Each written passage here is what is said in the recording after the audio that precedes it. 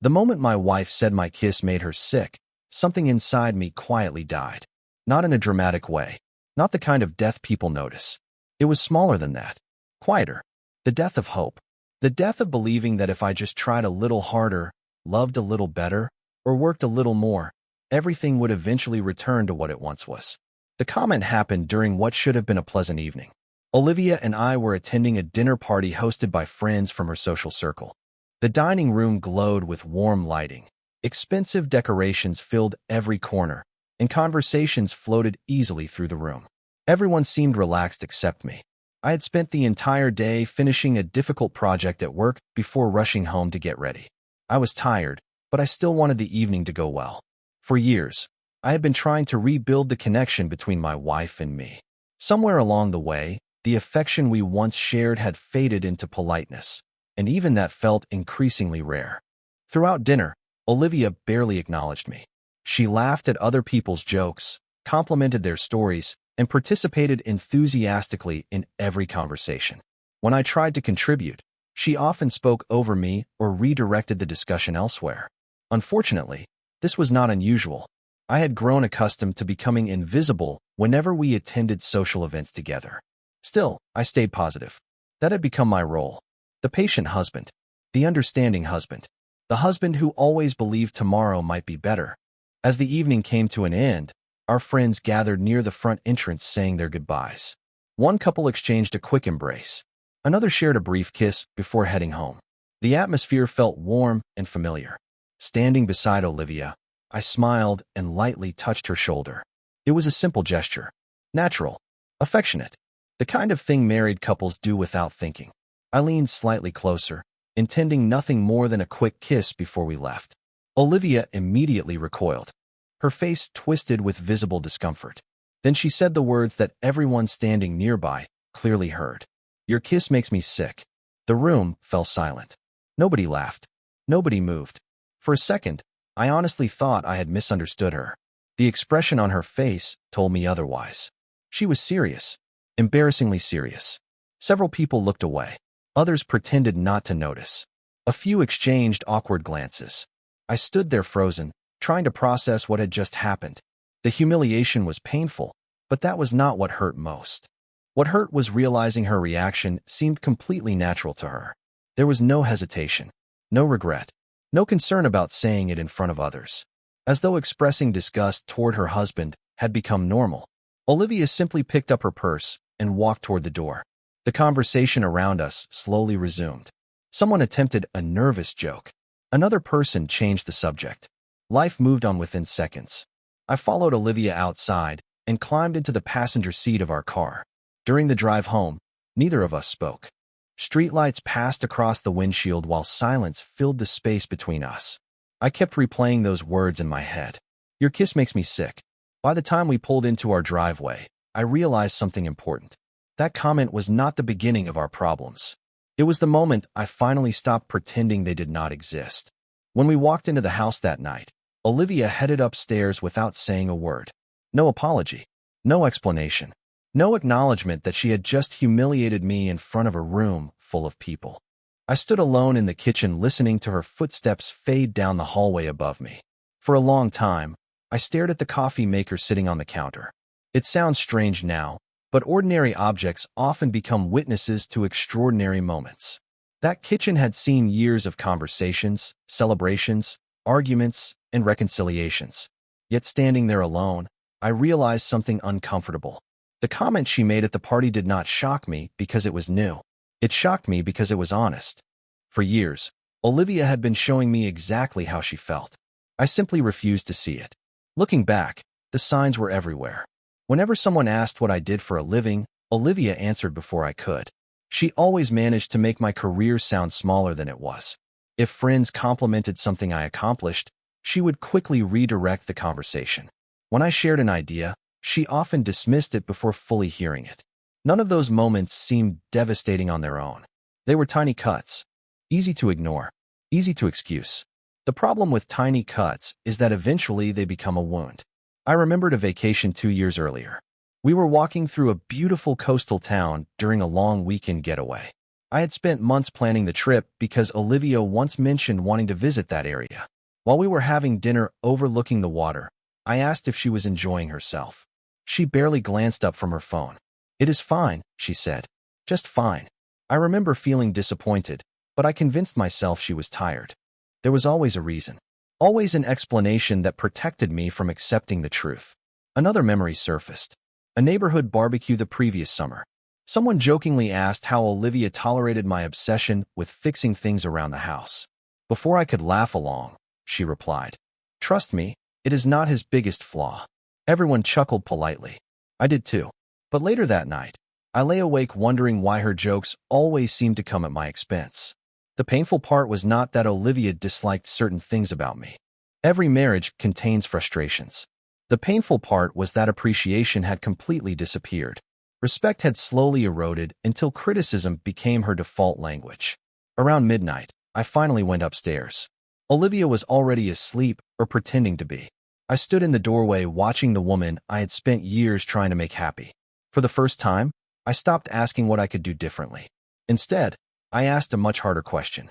What if the problem was not that I was failing? What if the problem was that I had accepted being treated like someone whose feelings mattered less?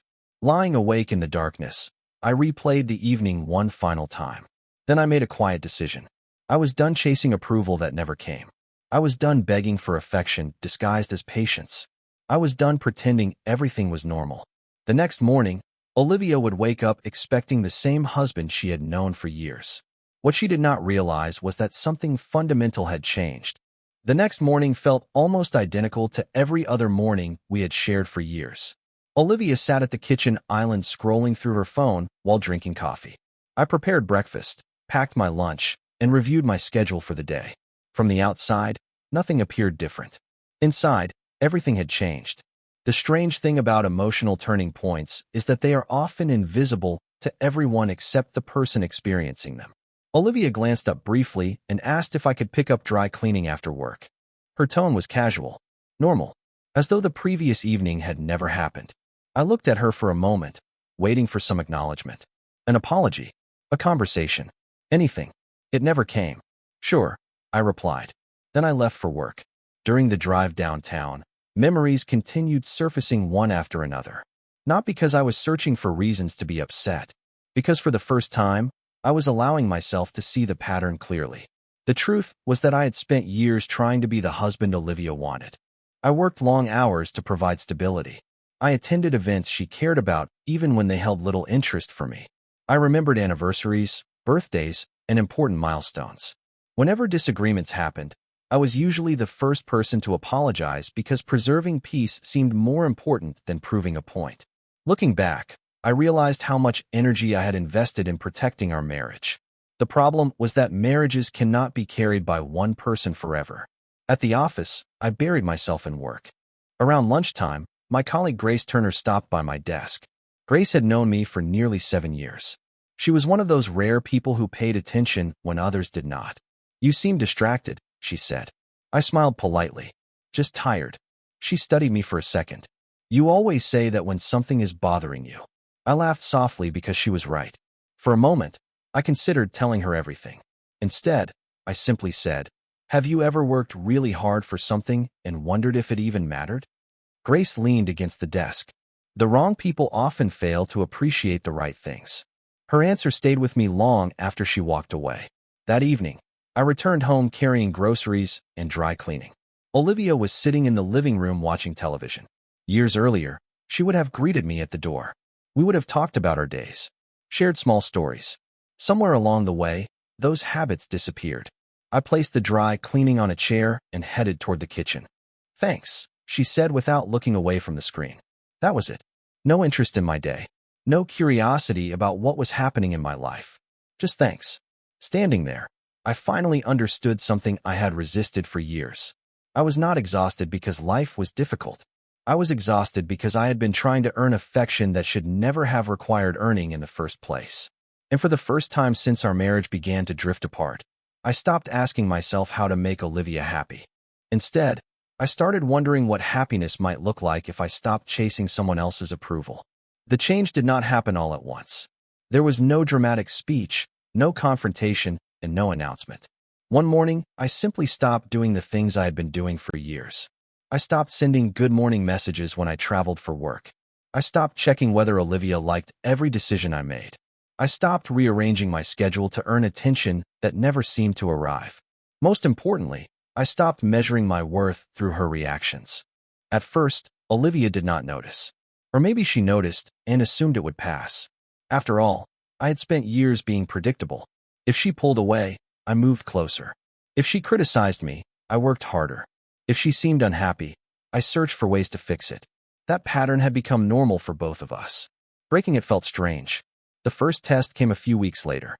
Olivia called me during a busy afternoon meeting and asked if I could leave work early to attend a social event with her that evening. Normally, I would have immediately adjusted my plans. Instead, I checked my calendar and realized I already had commitments.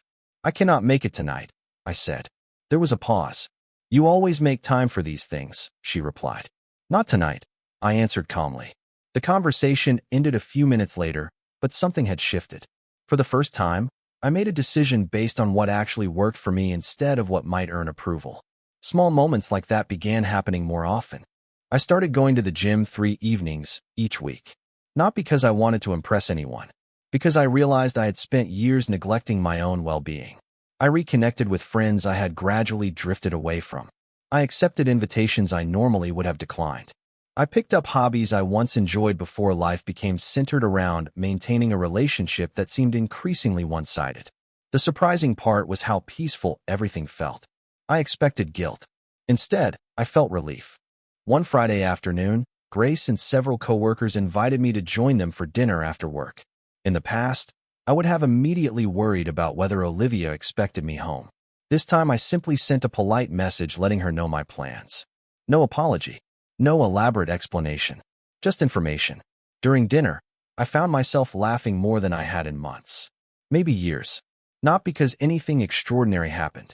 Because I was finally present instead of constantly monitoring someone else's mood.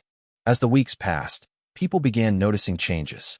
Coworkers commented that I seemed more confident. Friends remarked that I looked happier. Even my supervisor, Richard Coleman, pulled me aside one morning and said I appeared more focused than ever. The irony was impossible to ignore. The less energy I spent chasing validation, the stronger I became. At home, however, Olivia was beginning to notice the difference. She asked why I seemed distant. The question almost made me laugh. For years I had been reaching towards someone emotionally unavailable. Now that I stopped reaching, she finally noticed the space between us. But I did not argue. I did not accuse. I simply continued living my life. What Olivia could not yet understand was that I was no longer trying to win a game I had already lost years ago. Over the next several months, something unexpected happened. The more I focused on building a meaningful life outside my marriage, the less emotional weight I carried home each day. My mornings became productive. My evenings became peaceful. The constant feeling that I was somehow failing as a husband slowly disappeared. In its place came something unfamiliar. Confidence. Not arrogance. Not pride. Just the quiet confidence that comes from knowing your value does not depend on someone else's opinion. At work, opportunities began appearing that I might have overlooked before. Richard invited me to lead an important project involving several departments. It was the kind of responsibility that required long hours, strategic thinking, and consistent leadership. Years earlier, I would have hesitated. This time I accepted immediately. The project challenged me in ways I had not experienced for a long time, and I found myself enjoying the process. Every day felt purposeful. Every small success reinforced something I had forgotten. I was capable. I was respected. I was appreciated. Not because I demanded recognition, but because I earned it. Around the same time, my physical health improved. The gym became more than a routine. It became a reminder that I deserved care too. I slept better. My energy increased. Even simple things felt different.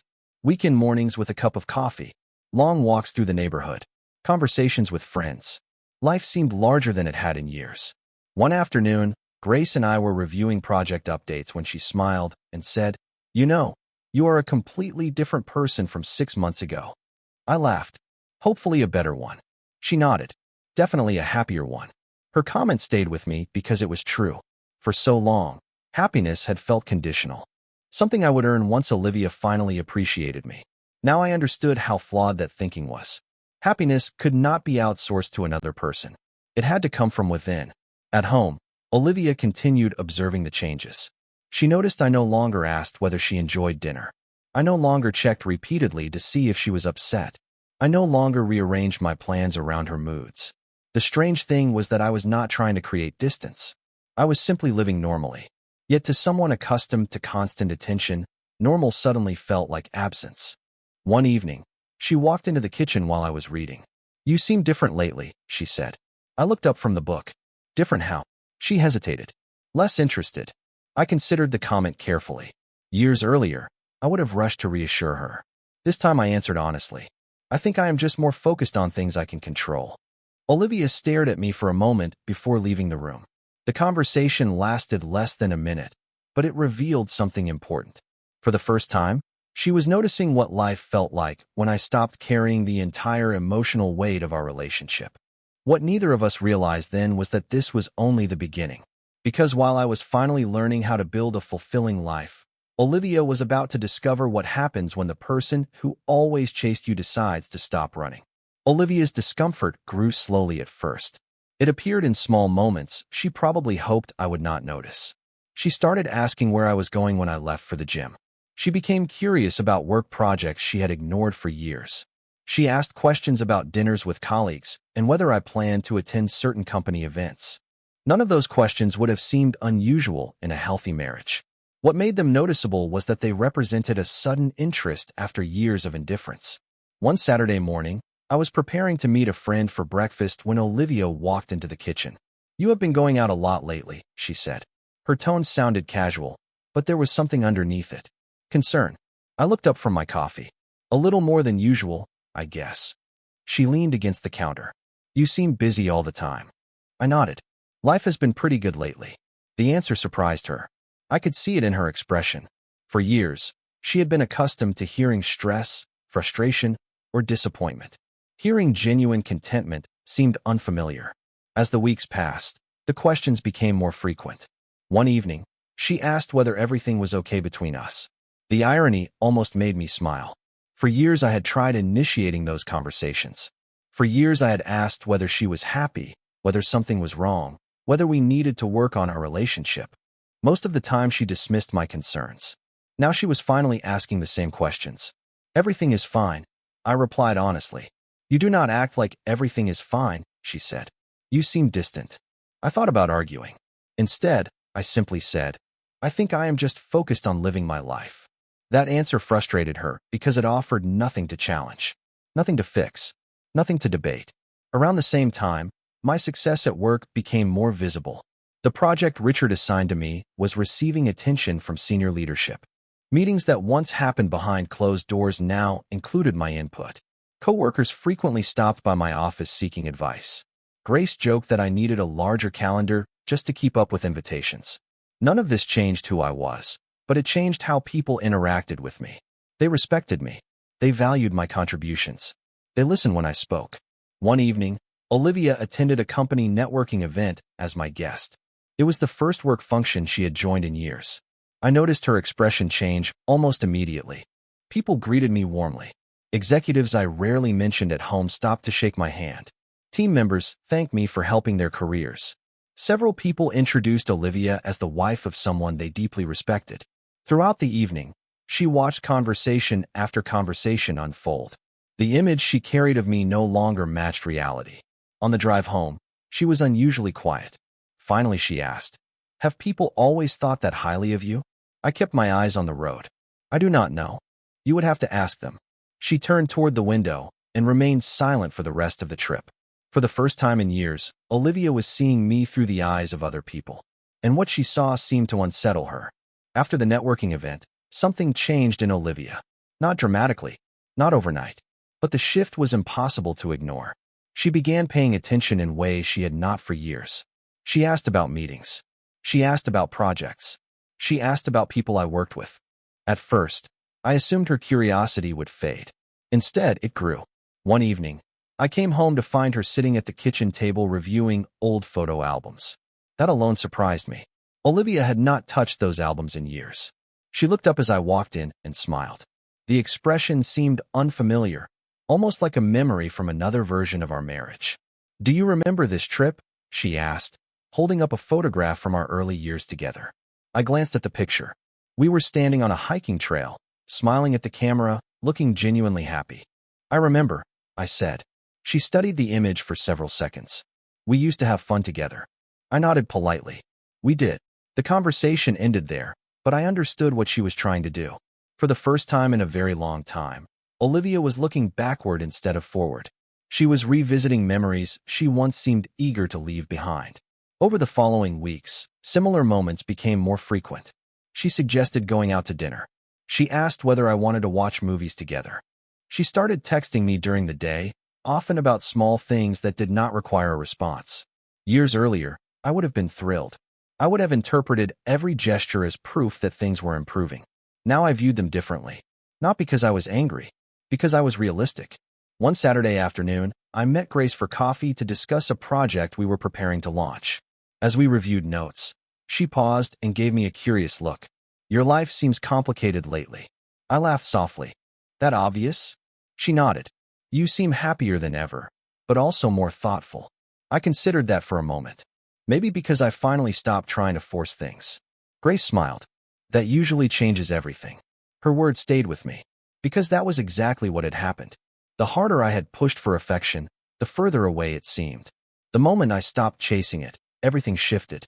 At home, Olivia's efforts became increasingly noticeable. One evening, she prepared my favorite dinner. Another night, she suggested a weekend getaway.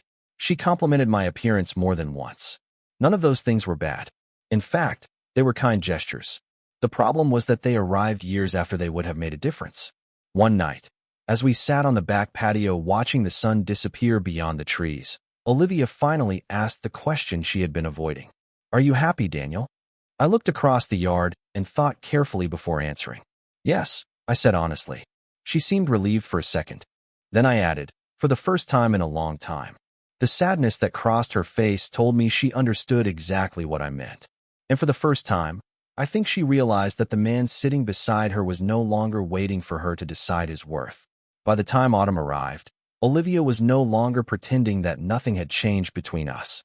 The distance she once created had become impossible for her to ignore. One evening, I returned home from work to find candles lit on the dining table and dinner already prepared.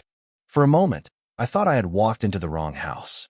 Olivia greeted me with a smile that looked sincere.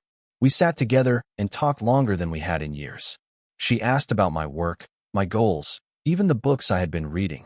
The conversation was pleasant, comfortable even. Yet beneath it all, I sensed urgency, like someone trying to repair a bridge after noticing how close it was to collapse. Over the next several weeks, her efforts continued. She suggested weekend trips. She initiated conversations. She complimented me in ways she never had before. One afternoon, she surprised me with tickets to a concert she knew I would enjoy. Years earlier, those gestures would have meant everything to me. Now they felt different, not unwelcome, just late. The strange thing was that Olivia seemed increasingly frustrated by my calmness. She expected resistance or excitement. Instead, she received polite appreciation. Nothing more. One Saturday morning, she joined me on the back patio while I was drinking coffee. The air was cool, and the neighborhood was quiet. For several minutes, neither of us spoke. Finally, she looked at me and said, "I feel like I am losing you." The honesty caught me off guard. I set down my cup and considered her words carefully. "You lost me a long time ago," I said gently. Her eyes immediately filled with emotion. "That is not fair." I nodded slowly. "Maybe not, but it is true." The conversation that followed was one we should have had years earlier. Olivia admitted she had taken me for granted. She admitted she spent so much time focusing on what I lacked that she stopped appreciating what I offered. She talked about assumptions she made, expectations she created, and mistakes she regretted. For the first time in years, I believed every word she said. That was the tragedy of it. She was finally being honest at the exact moment honesty could no longer fix the problem. A few days later, she asked if we could start having weekly date nights. I agreed, not because I believed it would save our marriage, because I respected the effort she was making. We shared dinners, took walks, talked more openly than we had in years. Yet every interaction confirmed something I had been slowly realizing. I no longer needed her approval to feel complete.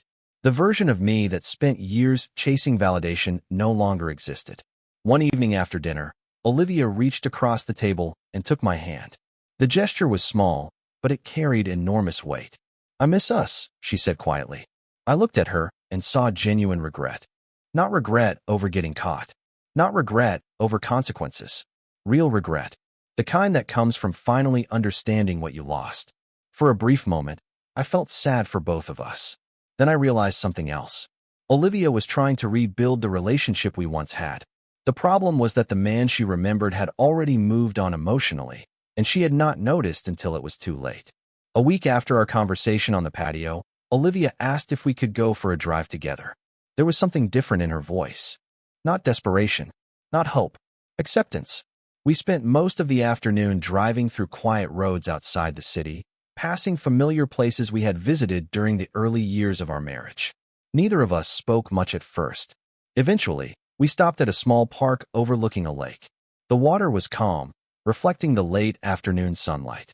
Olivia sat beside me on a wooden bench and stared across the water for several minutes before finally speaking. "I keep thinking about the person you used to be," she said softly. I nodded. "I do too sometimes." She smiled sadly. "I miss him." Her honesty deserved honesty in return. "That person spent years trying to convince someone he was worth loving," I replied. "Eventually he got tired." Olivia lowered her eyes. "And I was the reason." I did not argue. I did not blame her either. Some truths no longer require debate. They simply exist. For a while we sat in silence.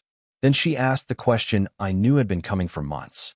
"If I had realized all of this sooner, do you think things would have been different?" I thought carefully before answering. "Yes." The words seemed to both comfort and hurt her. Then I ruined it. I looked out at the lake. "No. We both made mistakes. The difference is that I spent years trying to fix them while you spent years pretending they were not there." Tears formed in her eyes, but she did not look away. For the first time since this journey began, there were no excuses left. No misunderstandings. No false narratives. Just two people facing the truth. After a long silence, Olivia finally asked the question that mattered most. "Can we start over?" I closed my eyes briefly before answering. I felt no anger, no resentment, no desire for revenge. The pain she caused had already done its work and faded into understanding. "No," I said gently. "We cannot start over because life does not move backward." A tear slipped down her cheek. I continued before she could misunderstand. "But I hope you find happiness." "I truly do." She nodded slowly. Although disappointed, she seemed relieved to finally have an answer. The uncertainty was over. The chase was over. The story had reached its ending. As the sun began to disappear behind the horizon, we stood and walked back toward the car. Side by side. Not as the couple we once were. Not as enemies. Simply as two people who shared a chapter of life that could never be rewritten. Looking back now, I learned something important. Respect is not something you beg for. Love is not something you earn through endless sacrifice. And the moment you recognize your own value, everything changes. What do you think about Daniel's decision? Would you have given Olivia another chance? Or do you believe some opportunities only come once? Share your thoughts below. And if stories about relationships, personal growth, and emotional truth resonate with you, consider subscribing so you do not miss the next story.